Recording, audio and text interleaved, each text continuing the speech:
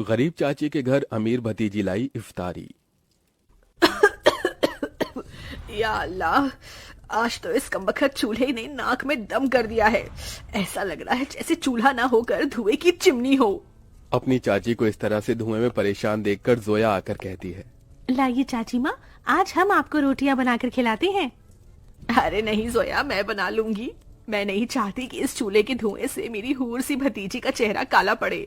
इतने में जोया का चाचा अनवर सिर से पांव तक मिट्टी में सना हुआ घर लौट आता है। उसके हाथों में एक छोटी सी थैली थी जिससे चाशनी टपक रही थी।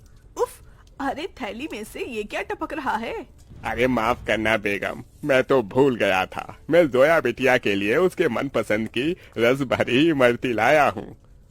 इमरती का नाम सुनते ही 24 साल की जोया किसी बच्चे की तरह उतावली जताते हुए बोली, क्या सचमुच चाचा जान, आप मेरी मनपसंद की इमरती लाए हैं? मेरे मुंह में तो पानी आने वाला था, मगर मैंने किसी तरह खुद को रोक लिया। हम सब साथ में इसे इफ्तार में खाएंगे। अरे नहीं बिटिया, मैं जरा सी ही इमरती लाया हूँ, तू खा ले। मुझे और तेरी चाची को मीठे से खास मोहब्बत नहीं है ना बेगम? जी बेशक। असल में इमरती खाने का मरियम और अनवर का भी बड़ा मन था, मगर दोनों अपना मन मार लेते हैं।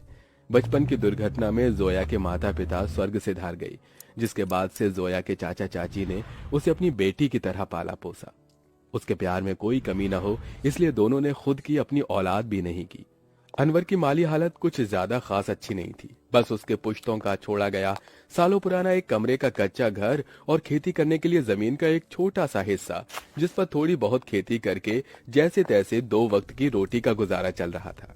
या खुदा, कढ़ाई में जरा सी सब्जी है। खैर, नमक प्याज रोटी से ही इफ्तार कर लेंगे। सब्जी सोया को दे देती हूँ। मरियम 3 थाली लगा ले आती है। अरे ये क्या, चाची माँ मेरी थाली में सब्जी, आप दोनों क्या खाएंगे? तभी अनवर अपने गमों को छुपाता हुआ झूठी मुस्कुराहट से बोला, अरे सब्जी की क्या जरूरत, आज तो मैं नून तिल से रोटी ही चटकारे लेकर खाऊंगा। ये कहते हुए गरीब अनवर नमक तेल लगी रोटी काट काट कर खाने लगता है। अपनी गरीब चाचा चाची का ऐसा दुख देखकर जोया का कलेजा कचोट पड़ता है। वो रो पड़ती है। चाची माँ, चाचा जान, चलिए इन सब्जी में से खाइए। अरे इतनी थोड़ी खाऊंगी मैं। जोया के गरीब चाचा चाची को उसे जितना प्यार था उतना ही स्नेह उसे भी था। यूं ही दिन गुजरते हैं। सुनो जी, हमारी जोया अब सयानी हो गई है। हमें इसके निकाह के बारे में सोचना चाहिए। जोया, भाई और भाभी की अमानत है हम पर। मरियम, मैं तो दिन रात अल्लाह से एक ही दुआ मांगता हूँ कि मेरी भतीजी को अच्छा घर मिले। अनवर जोया के लिए रिश्ता ढूंढने लगता है, जो कि अमीर खानदान में हिना के बेटे से लग जाती है। अब शादी की तैयारी शुरू हो जाती है। अनवर, अभी तक जोया के निकाह का जोड़ा नहीं सिलाया। 2 रोज बाद उसकी रुखसती है। जानता हूँ बेगम, मगर जितना कर्ज लिया था वो खर्चा हो गया। मैंने तुमसे एक बात भी छिपाई है, मैंने अपनी जमीन बेच दी। क्या जमीन बेच दी? उसी से तो फकत अभी तक हमारी रोजी रोटी चल रही थी। अब क्या करेंगे आगे? अल्लाह मियाँ बैठा है ना रोटी देने वाला। मरियम, कुछ तो कर लूंगा, लेकिन जोया हमारी इकलौती भतीजी है। उसका निकाह अच्छे से घर में हो जाए ताकि मन में कोई मलाल ना हो। जोया के गरीब चाचा चाची उसकी शादी के लिए अपनी खेती बाड़ी बेचकर उसकी विदाई करते हैं। चाचा चाची माँ, जा मेरी बच्ची, अल्लाह तुझे दोनों जहां की खुशियों और नेमतों से नवाजे। जोया अपने गरीब चाचा चाची के घर को छोड़कर अपने अमीर ससुराल में आ जाती है, जहां उसके सास ससुर नंद जेठानी से भरा पूरा परिवार मिलता है, जहां सास हिना उसका स्वागत करती है। माशा अल्लाह, कितनी खूबसूरत बीवी है हमारे मुराद की। एकदम सही फरमाया आपने अम्मी, भाई की तो किस्मत खुल गई। चलो देवरानी जी, हम तुम्हें तुम्हारा कमरा दिखाते हैं। जोया की जेठानी आलिया उसे कमरे में ले आती है, जो कि बहुत ही बड़ा और आलीशान था। वल्ला, इस कमरे से भी छोटा तो हमारे चाचा चाची माँ का घर था। यहाँ तो हर शान और शौकत है। अगले दिन जोया नहा धोकर पहली रसोई करने आती है। अस्सलाम वालेकुम अबू जान। खुश रहो बहू बेगम। अम्मी जान, खाने में क्या बनाना है? अरे बहू, तुम क्यों खाना बनाओगी? उसके लिए नौकर चाकर है ना। मगर हम सभी तुम्हारे हाथों का शाही टुकड़ा खाना चाहेंगे। जी अच्छा। जोया जैसे ससुराल के ऐशो आराम भरे किचन में कदम रखती है तो नम आंखों से निहारती रह जाती है। उसकी आंखों के आगे अपनी चाची का धुएं में चूल्हा फूकना याद आ जाता है। या खुदा, हमारा ससुराल कितना रईस है। ऐसा लग रहा है जैसे हम किसी जन्नत में आ गए हैं। मगर हमारी गरीब चाची माँ आज भी गीली लकड़ियों से चूल्हा जलाती होंगी।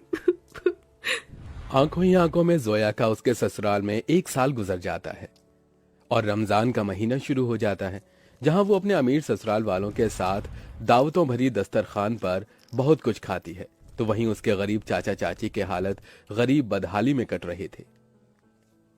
अरे क्या हुआ मरियम बेगम, अभी तक खाना नहीं लाई? मैं वजू करके कब का बैठा हुआ हूँ। जी लाई। मरियम कुछ रोटियां रखकर नमक मिर्च के साथ लाती है। जी बस यही है खाने में, रूखा सूखा है खाने में। जाने अल्लाह हमारे दिन कब बदलेगा। बाकी दिन भी रूखा सूखा खाते हैं और रोजे में भी रूखा सूखा खाकर काटना पड़ रहा है। मरियम, अल्लाह ने जो दिया है उसे सिर माथे लगाकर खाओ। बेचारे गरीब शौहर बेगम एक दूसरे को निवाला खिलाकर गम बांटते हैं। कंगाली इतनी थी कि दोनों पानी से सहरी करके भूखे पेट कड़ी धूप में भट्टी पर काम करते हैं और यूं ही दिन गुजरते गए। बेगम, अल्लाह के करम से इतने पैसे जुड़ गए, कल जोया के ससुराल इफ्तार दे आते हैं। दोनों खुद पर दुख उठाकर जोया और उसके ससुराल वालों के लिए कपड़े, फल, मिठाई के साथ इफ्तार लेके जाते हैं। अरे समधी साईं, आप दोनों? वालेकुम अस्सलाम समधी जी, ये आप सबके लिए हमारी ओर से इफ्तार का छोटा सा नजराना। तभी महंगा सा जोड़ा पहने हुए जोया आकर अपने चाचा चाची के गले लग गई। उसकी आंखों से आंसू छलक पड़े। चाची माँ, चाचा जी, कैसे हैं आप? गरीबी और गमों भरे हालातों को छुपाते हुए दोनों झूठ बोलते हैं। हम अच्छे से हैं। अरे बच्ची, तू खुश तो है? जी चाचा, मैं बहुत खुश हूँ। यहाँ सभी हमारे साथ बहुत ही अच्छे से प्यार मोहब्बत से रहते हैं। अल्लाह का शुक्र है जो तुझे इतना मोहब्बत भरा ससुराल मिला है। अच्छा, अब इजाजत दीजिए। अरे भाईजान, अभी तो आए हैं, अभी ही जा रहे हैं। थोड़ी देर में इफ्तार का समय हो जाएगा। इफ्तार की दावत खाकर जाइएगा। नहीं आपा, हमारे यहाँ बेटी के ससुराल का पानी भी नहीं पीते। हम चलते हैं, अल्लाह हाफिज। उनके जाने के बाद जोया की नंद ने कहा, अम्मी, आपने गौर फरमाया भाभी जान के चाचा चाची काफी कमजोर से लग रहे थे और कुछ परेशान भी थे। नाजिमा, लाजमी है कि वो कुछ परेशानी में है। बहू, तेरे चाचा चाची बहुत ही खुददार हैं। ऐसे तो वो हमारी मदद लेंगे नहीं। एक काम कर, तू भी उनके लिए इफ्तारी लेके जा, इन्हें अच्छा लगेगा। जोया के ससुराल वाले बहुत ही खुशियों के साथ उसके गरीब चाचा चाची के लिए इफ्तार की तैयारी में टोकरे भर फल, मिठाइयाँ, बहुत सी चीजें करते हैं। 2 दिन बाद जोया अपने गरीब चाचा चाची के घर पहुंचती है। किस्मत तो देखो, उस इफ्तारी की शाम उनके घर में रोटी के लिए भी जखना लगा हुआ था। तभी कुछ लोग अलमारी, कुर्सी, फ्रिज, पलंग इत्यादि अंदर लाते हैं। ये सब किसका सामान उतरकर हमारे घर आ रहा है? जोया, तू मेरी बच्ची?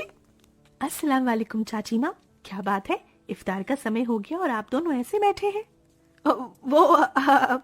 हम इफ्तार करने ही जा रहे थे। तो चलिए, मैं थाली लगाकर लाती हूँ। हम तीनों चाचा चाची भतीजी एक साथ इफ्तार करेंगे। जोया जैसे ही चूल्हे के पास जाकर देखती है तो सारे बर्तन खाली पड़े होते हैं। ये देखकर उसकी आंखों से आंसू गिरने लगते हैं। चाचा चाची, इस घर से मेरी रुखसती क्या हुई? आप दोनों ने मुझे इतना पराया कर दिया कि ये तक भी ना बताया कि आप दोनों किन हालातों से गुजर रहे हैं। मेरी बच्ची, इस घर में क्या तूने कम गमजादगी उठाई थी? चाचा चाची माँ, आप दोनों ने भी तो मेरे लिए कितनी कुर्बानी दी, कितनी मेहनत मशक्कत की और मुझे शहजादी जैसा पाला पोसा। अब मेरी बारी है। इसके बाद जोया खुद अपने हाथों से इफ्तार में बहुत कुछ बनाती है। इफ्तार की दावत देखकर उसके चाचा चाची पेट भरकर खाते हैं। आज एक अरसे बाद ऐसी इफ्तारी नसीब हुई है, वरना तो सालों से गरीबी में रूखे सूखे से रमजान के रोजे कट रहे थे। मैं यहाँ आप दोनों को सिर्फ इफ्तार देने नहीं आई, बल्कि ईद पर आपको मेरे यहाँ आना है और ये अम्मी अब्बू का हुक्म है। हम आएंगे बिटिया, जरूर आएंगे। जोया के गरीब चाचा चाची ईद के दिन उसके घर आते हैं, जहां उनका खूब स्वागत होता है और सभी साथ मिल